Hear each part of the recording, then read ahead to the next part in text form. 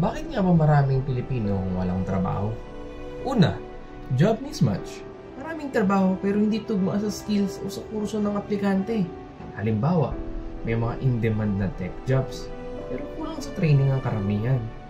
Pangalawa naman, kulang ng oportunidad. Mas maraming trabaho sa mga lungsod habang sa probinsya, hirap makahanap ng mapapasukan.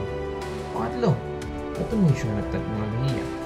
Dahil sa modernong makina at AI, maraming lumang trabaho ang tinunting nawawala.